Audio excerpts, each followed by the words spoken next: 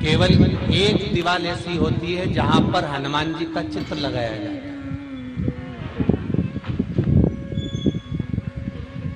चाहे तुम पर्वत उठाने वाला चित्र लगाओ हनुमान जी का, चाहे बैठे हुए लगाओ, चाहे रामायण पढ़ने वाला लगाओ, चाहे लंका दहन करने वाला लगाओ, चाहे राम नाम जपने वाला लगाओ, चाहे लक्ष्मण को संजीवनी देने वाला लगाओ, चाहे मौन मुद्रा में लगा दो, चाहे स्तुति में लगा दो, चाहे भजन में लगा दो। हनुमान जी का कोई भी चित्र लगता है तो ना पूरब में लगेगा, ना पश्चिम में लगेगा, ना दक्षिण में लगेगा। हनुमान जी का अगर चित्र लगता है तो उत्तर की दीवार में दक्षिण को देखते हुए लगता है, केवल एक ही स्थान।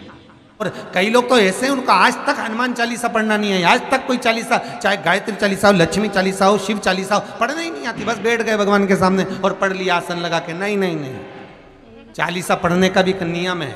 अगर कोई लक्ष्य लेकर पढ़ रहे हो तो उसका एक नियम है।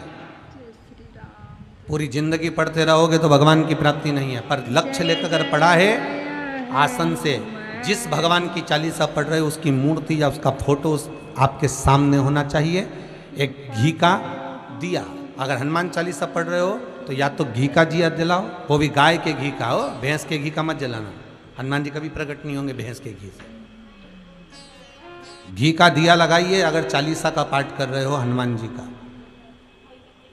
और बहुत ज्यादा संकट है, बहुत ज्यादा परेशानी है तो हनुमान चालीसा का पाठ करो तो तिल्ली के तेल का दिया लगाओ, काली तिल के तेल का दिया, तिल का तेल का दिया हनुमान जी के सामने आसन बिछाकर।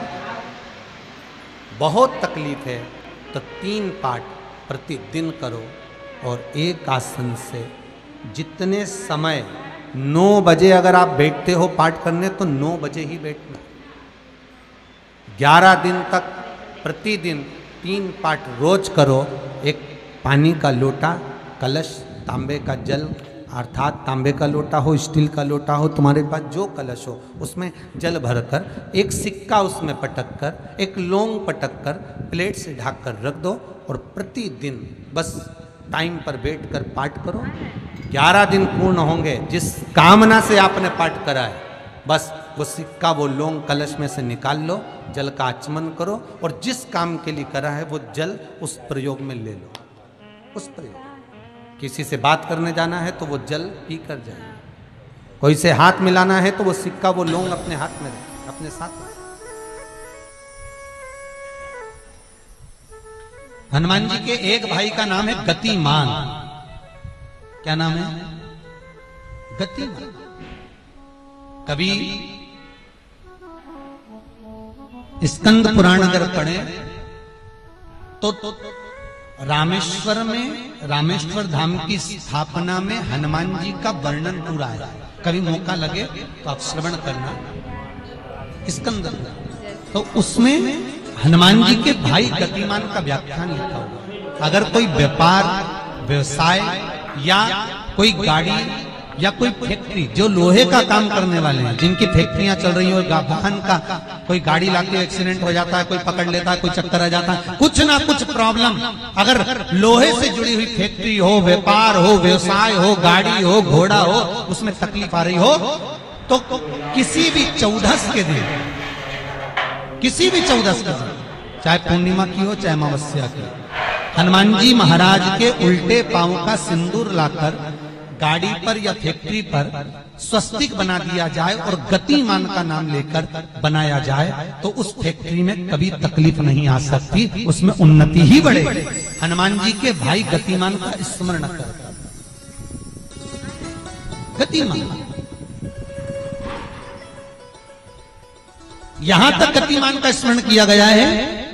अगर किसी पति पत्नी में झगड़ा चल रहा हो, प्रेम नहीं बढ़ रहा हो, बहुत क्लेश हुई और अदालत में बात पहुंच गई, तलाक होने वाला है, तो भी गतिमान का नाम लेकर हनुमान जी के मंदिर में एक ध्वजा लगा दी जाती है और उस पर, ध्वजा पर स्वस्तिक बना दिया जाता है गतिमान का नाम लेकर। तो पति पत्नी का प्रेम वापस बढ़ जाता है और तलाक नहीं होता है महाराज। जिसका तलाक नहीं चाहिए, अगर मन से सोच के बैठे कि तलाक चाहिए तो मत करो, पर नहीं चाहिए, प्रेम बढ़ाना है, उसके लिए ध्यान दीजिएगा।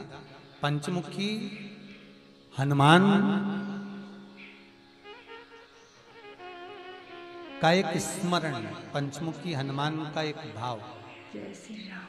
सीताराम सीताराम सीताराम बहुत ज्यादा तकलीफ जाहे विधि राखे राम ताहे विधि रहिए। हार गए हर जगह से और तकलीफमय जीवन चल रहा है। तो पंचमुखी हनुमान का एक शिव महापुराण का और स्कंद पुराण का एक बड़ा सुंदर मंत्र है। उस मंत्र को आप सब एक बार हमारे साथ में बोलें। ओम नमो हनुमते रुद्र अवताराय जाहे विधि राखे राम सर्व शत्रु संहारणाय सर्व रोग हराय सर्व वशीकरणाय जाहे विधि राम राम ताहे विधि स्वाहा। बस इस मंत्र को हाथ में काली तिल लेकर एक जौ लेकर और गूगल लेकर थोड़ा सा इसमें गाय का घी डालकर कंडे को या अग्नि को जलाकर इस मंत्र का 11 बार 21 बार जाप कर कर अपनी कामना कर कर छोड़ दीजिए। कैसा भी रोग हो, बीमारी हो, कष्ट हो, दुख हो, तकलीफ हो, 21 दिन के अंदर वो आनंद आना प्रारंभ कर देता है। इस मंत्र स्कंद पुराण का, शिव महापुराण का ये मंत्र मूल पंचमुखी हनुमान सुख दे। और एक और चीज याद रखिए, यदि कोई काम के लिए जा रहे हो, कोई व्यापार के लिए जा रहे हो या नौकरी करने के लिए जा रहे हो और लगी नहीं रही, बहुत तकलीफ पा रहे हो, सर्विस ही नहीं लग रही, बहुत कष्टमय हो गया, तो निवेदन करूंगा 5 पीपल के पत्ते पर बेसन के 5 लड्डू घर में बने हुए, गाय के घी के 5 लड्डू रख लो।